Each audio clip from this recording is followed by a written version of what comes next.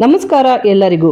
ಬನ್ನಿ ಇವತ್ತು ಅಕ್ಕಿಯಿಂದ ಮಾಡುವಂತ ವಯ್ಯಪ್ಪಳ, ಹಬೆಯಲ್ಲಿ ಬೇಯಿಸುವಂತ ವಯ್ಯಪ್ಪಳ ಅಂತಾನೆ ಹೇಳ್ಬೋದು. ತುಂಬಾನೇ ರುಚಿಕರವಾದಂತ ಗರಿ ಗರಿಯಾದಂತ 2ರಿಂದ 3ರಷ್ಟು ಹರಳುವಂತ ಹಪ್ಪಳ ಇವತ್ತು ಸಿಂಪಲ್ ಆಗಿ ಟೇಸ್ಟಿಯಾಗಿ ಮಾಡುವಂತ ಹಪ್ಪಳ. ಜೊತೆ ಕಾಫಿ ಜೊತೆಗೆ ಸ್ನ್ಯಾಕ್ಸ್ ಆಗಿ ತಿನ್ಬೋದು, ತಿಂಡಿಗಳ ಜೊತೆಗೂ ಸಹ ತಿನ್ಬೋದು. ಬನ್ನಿ ಇವಾಗ ತೋರಿಸ್ತಾ ಇದ್ದೀನಿ, ಸ್ಟೆಪ್ ಬೈ ಸ್ಟೆಪ್ ತೋರಿಸ್ತಾ ಇದ್ದೀನಿ ನೋಡಿ. ಫಸ್ಟು ನಾನು 1 ಸೇರಷ್ಟು ಅಕ್ಕಿಯನ್ನು ತಗೊಂಡಿದ್ದೀನಿ. ದಪ್ಪ ಅಕ್ಕಿ ಆಗಿರ್ಬೋದು, ಇಲ್ಲ ಸೊಸೈಟಿ ಅಕ್ಕಿನಾದರೂ ಆಗಿರ್ಬೋದು. ನಾನು ಸೊಸೈಟಿ ಅಕ್ಕಿನ ತಗೊಂಡಿದ್ದೀನಿ, ರೇಷನ್ ಅಕ್ಕಿನ. ಇದನ್ನು 2ರಿಂದ 3 ಸಲನಾದರೂ ಚೆನ್ನಾಗಿ ತೊಳೆದು ಈ ಅಕ್ಕಿನ 2ರಿಂದ 3 ದಿನ ನೆನೆಸಿಡಬೇಕು. ಮಾರನೇ ದಿನ ಆಗಲಿ ಮಾಡೋ ದಿವಸ ಆಗಲಿ ನೆನೆಸಂಗಿಲ್ಲ, 2ರಿಂದ 3 ದಿವಸನಾದರೂ ನೆನೆಸಿಡಬೇಕು. ಆದರೆ ದಿನ ನೀರನ್ನು ಚೇಂಜ್ ಮಾಡ್ತಾ ಇರಬೇಕು ನೋಡಿ. ಇದನ್ನು ಈಗ 2 ದಿನ ನೆನೆಸಿದ ಮೇಲೆ ನಾವು ಇದನ್ನು ರುಬ್ಕೊಳ್ಳೋಣ. ರುಬ್ಬೋದಕ್ಕೆ ಏನೇನು ಪದಾರ್ಥಗಳ ಬೇಕು ಅನ್ನೋದು ಸಹ ನಾನು ತೋರಿಸ್ತಾ ಇದ್ದೀನಿ ನೋಡಿ. ತೊಳೆದು ಈಗ ರೆಡಿ ಮಾಡಿ ಇಟ್ಕೊಂಡಿದ್ದೀನಿ. ಇದನ್ನು ನಾವು ಒಂದು ಜಾರಿಗೆ ಹಾಕಿ ರುಬ್ಕೊಳ್ಳೋಣ. ಫಸ್ಟು ನಾನು ಹಾಗೆ ರುಬ್ಕೊಳ್ತಾ ಇದ್ದೀನಿ. ನಯಸ್ಸಾಗಿ ರುಬ್ಕೋಬೇಕು, ದೋಸೆ ಹಿಟ್ಟಿಗಿಂತನೂ ನಯಸ್ಸಾಗಿರಬೇಕು, ಆ ರೀತಿಯಲ್ಲಿ ರುಬ್ಕೋಬೇಕು. ಈಗ ರುಬ್ಬೋದಕ್ಕೆ ನಾವು 1 ಹಿಡಿಯಷ್ಟು ಉಪ್ಪು, 1 ಸೇರು ಅಕ್ಕಿ ತಗೊಂಡಿದ್ದೀನಿ, 1 ಹಿಡಿಯಷ್ಟು ನಾನು ಉಪ್ಪನ್ನು ಹಾಕ್ತಾ ಇದ್ದೀನಿ. ಕಾಳು ಮೆಣಸು ಹಾಗೆ ಲವಂಗ ಮೆಣಸಿಕಾಯಿ, ಅಜ್ವಾನ ಎಲ್ಲವೂ ನಮ್ಮ ಅಂಗೈನ ಹಿಡಿಯಷ್ಟು ನಾವು ಹಾಕ್ಕೊಳ್ತಾ ಇದ್ದೀವಿ ನೋಡಿ. ಹಾಗೆ ಜೀರಿಗೆನೂ ಸಹ ನಾವು ರುಬ್ಬೋದಕ್ಕೆ ಹಾಕ್ಕೊಳ್ಳೋಣ. ತುಂಬ ಚೆನ್ನಾಗಿರುತ್ತೆ, ಟೇಸ್ಟ್ ಇರುತ್ತೆ. ಬನ್ನಿ ಇವಾಗ ಇದನ್ನು ನಾವು ನಯಸ್ಸಾಗಿ ರುಬ್ಬಬೇಕು. ಸ್ವಲ್ಪನೂ ರವೆ ಥರ ಆಗಲಿ ಏನೂ ಇರಬಾರ್ದು, ಪೂರ್ತಿ ನಯಸ್ಸಾಗಿ ನಾವು ರುಬ್ಕೊಳ್ಳೋಣ. ಇದನ್ನು ಒಂದು ಪಾತ್ರೆಗೆ ನಾವು ತೆಗಿತಾ ಇದ್ದೀವಿ ನೋಡಿ. ನಯಸ್ಸಾಗಿ ರುಬ್ಬಿರೋದನ್ನು ಹಾಗೆ ಉಳಿದಿರೋ ಅಕ್ಕಿ ಎಲ್ಲವನ್ನೂ ಸಹ ರುಬ್ಬಿ ನಾವು ಒಂದು ಪಾತ್ರೆಗೆ ಹಾಕ್ಕೊಳ್ಳೋಣ. ಇದನ್ನು 1 ದಿನ ನಾವು ಹೇಗೆ ದೋಸೆ ಇಡ್ಲಿ ನೆನೆಸಿ ಇಡ್ತೀವೋ ಅದೇ ರೀತಿಯಲ್ಲಿ ಇದನ್ನು ನೆನೆಸಿ ಇಡಬೇಕು. ಉಳಿದಿರುವ ಅಕ್ಕಿಯನ್ನು ಸಹ ನಾವು ರುಬ್ಬೋದಕ್ಕೆ ಹಾಕ್ಕೊಳ್ತಾ ಇದ್ದೀವಿ. ಎಲ್ಲವನ್ನೂ ಸಹ ನಾವು ನಯಸ್ಸಾಗಿ ಇದನ್ನು ರುಬ್ಕೋಬೇಕು. ಎಲ್ಲವನ್ನು ರುಬ್ಬಿ ನಾವು ಪಾತ್ರೆಗೆ ಹಾಕ್ಕೊಳ್ಳೋಣ. ನಾವು ಮಾಡೋ ಹಿಂದಿನ ದಿನ ಸಬ್ಬಕ್ಕಿಯನ್ನು ನೆನೆಸಿಟ್ರೆ ಸಾಕು, ಇಲ್ಲ ಒಂದು 3ರಿಂದ 4 ಗಂಟೆ ಸಬ್ಬಕ್ಕಿಯನ್ನು ನೆನೆಸಿ ಇಡೋಣ ನೋಡಿ. ಇವಾಗ ನಾವು ರುಬ್ಬಿರುವಂಥ ಅಕ್ಕಿ ಮತ್ತು ಮಸಾಲೆಯನ್ನು ಹಾಕಿ ಈಗ ಚೆನ್ನಾಗಿ ಇದನ್ನು ಮಿಕ್ಸ್ ಮಾಡ್ಕೊಳ್ಳೋಣ ನೋಡಿ. ಅಕ್ಕಿ ಮಾತ್ರ 2 ದಿನ ನೆನೆಸಿಡಬೇಕು. ನಾವು ಹಪ್ಪಳವನ್ನು ಮಾಡೋ ಹಿಂದಿನ ದಿನ ಇಲ್ಲ 5ರಿಂದ 6 ಗಂಟೆ ಸಬ್ಬಕ್ಕಿ ನೆನೆಸಿದ್ರೆ ಸಾಕು. ಇದನ್ನು ಚೆನ್ನಾಗಿ ನಾವು ಮಿಕ್ಸ್ ಮಾಡ್ಕೋಬೇಕು. 7ರಿಂದ 8 ಗಂಟೆಗಳ ಕಾಲ ಇದನ್ನು ಮುಚ್ಚಿ ಇಡೋಣ. ನೆಕ್ಸ್ಟು ನಾವು ಸಬ್ಬಕ್ಕಿಯನ್ನು ಸಹ ನೆನೆಸಿಟ್ಟಿದ್ವಲ್ಲ ಅದನ್ನು ಸಹ ನಾವು ಇವಾಗ ರುಬ್ಬಿ ಹಾಕೊಳ್ಳೋಣ. ಸಬ್ಬಕ್ಕಿಯನ್ನು ರುಬ್ಬಿ ನಾವು ನೆನೆಯಕ್ಕೆ ಬಿಡೋದು ಬೇಡ, ಹಾಗೆ ಮಾಡಿದರೂ ಚೆನ್ನಾಗಿರುತ್ತೆ. ಈಗ ಸಬ್ಬಕ್ಕಿಯನ್ನು ಸಹ ನಾನು ರುಬ್ಕೊಳ್ತಾ ಇದ್ದೀನಿ. ಇದನ್ನು ಸಹ ನಯಸ್ಸಾಗಿ ರುಬ್ಬಬೇಕು, ಗಂಟಾಗಬಾರ್ದು, ಏನೂ ಆಗಬಾರ್ದು, ರವೆ ತನೂ ಇರಬಾರ್ದು, ನಯಸ್ಸಾಗಿ ಇರಬೇಕು. ಈಗ ಇದನ್ನು ಸಹ ನಾವು ನಯಸ್ಸಾಗಿ ರುಬ್ಬಿ ಇದನ್ನು ಸಹ ಇವಾಗ ನಾವು ಮಿಕ್ಸ್ ಮಾಡ್ಕೊಳ್ಳೋಣ. ಮಿಕ್ಸ್ ಮಾಡಿ ಚೆನ್ನಾಗಿ ಇದನ್ನು ಮಿಕ್ಸ್ ಮಾಡ್ಕೋಬೇಕು ನೋಡಿ. ಸಬ್ಬಕ್ಕಿ ಹಾಕಿ ನಾವೇನು ಇದನ್ನು ನೆನೆಸಿ ಇಡೋದೇನು ಬೇಡ, ಹಾಗೆ ಮಾಡಿದರೂ ಚೆನ್ನಾಗಿ ಹಪ್ಪಳ ಬರ್ತವೆ. ಬನ್ನಿ ನಾವು ಈಗ ಇದನ್ನು ತಳ್ಳು ಮಾಡ್ಕೊಳ್ಳೋಣ.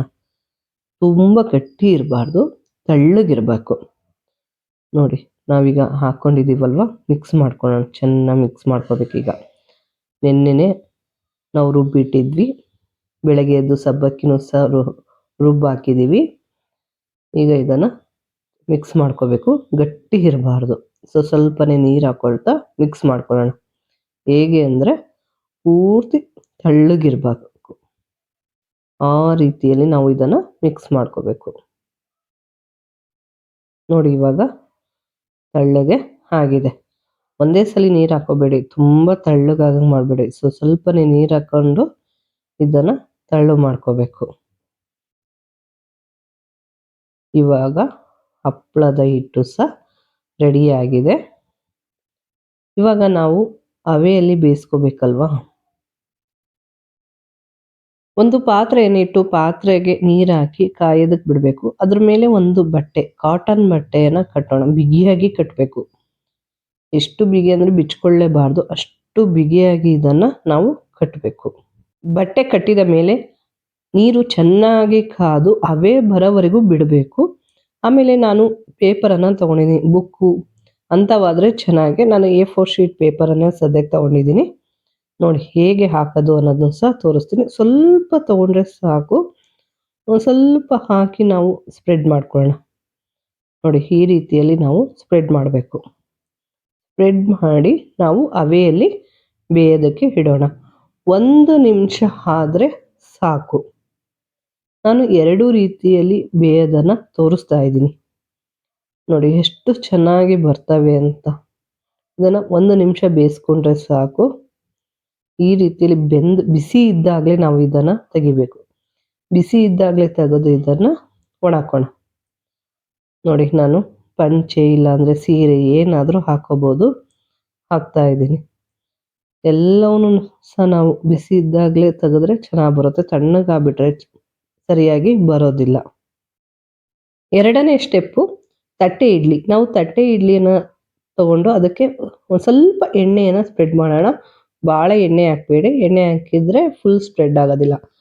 ಸ್ವಲ್ಪ ಮಾತ್ರ ಎಣ್ಣೆಯನ್ನು ಹಾಕಿ ಈ ಥರ ನಾವು ಸ್ಪ್ರೆಡನ್ನು ಮಾಡ್ಕೊಳ್ಳೋಣ. ಆಮೇಲೆ ನಾವು ಎಲ್ಲವನ್ನೂ ಇದೇ ರೀತಿಯಲ್ಲೇ ಮಾಡಿಕೊಂಡು ತಟ್ಟೆ ಇಡ್ಲಿ ಸ್ಟ್ಯಾಂಡಿಗೆ ಜೋಡಿಸ್ಕೊಳ್ಳೋಣ. ಆದರೆ ನಾವು ಹಬೆಯಲ್ಲಿ ಪೇಪರಲ್ಲಿ ಮಾಡಿದ್ದನ್ನ 1 ನಿಮಿಷ ಇಲ್ಲ 5 ನಿಮಿಷ ಮಾಡ್ಕೊತೀವಿ. ಇದನ್ನು ನಾವು ಒಂದು 10 ನಿಮಿಷ ಇಲ್ಲ 15 ನಿಮಿಷನಾದರೂ ಬೇಯಿಸ್ಕೋಬೇಕು. ಬೇಗ ಆಗೋದಿಲ್ಲ. ತಟ್ಟೆ ಇಡ್ಲಿಲಿ ಮಾಡಿದ್ದು ಸ್ವಲ್ಪ ಲೇಟ್ ಆಗುತ್ತೆ. ಹಾಗಾಗಿ ಇದನ್ನು ಒಂದು 10 ರಿಂದ 15 ನಿಮಿಷ ಇದನ್ನು ಬೇಯಿಸ್ಕೊಳ್ಳೋಣ. ನೋಡಿ ಇವಾಗ ರೆಡಿ ಆಗಿದೆ. ಇದನ್ನು ನಾವು ಒಂದು ಸ್ವಲ್ಪ ತಣ್ಣಗಾಕಿ ಬಿಡೋಣ. ತಣ್ಣಗಾದ ಮೇಲೆ ತೆಗೆದು ಆಮೇಲೆ ನೋಡಿ ತೆಗೆದ್ರಂತೂ ಎಷ್ಟು ಚೆನ್ನಾಗಿ ಬರ್ತಾವೆ ಗೊತ್ತಾ. 2 ಈಸಿನೇ, ಒಂದು ಸ್ವಲ್ಪ ಟೈಮ್ ಹಿಡಿಯುತ್ತೆ ಅಷ್ಟೇ.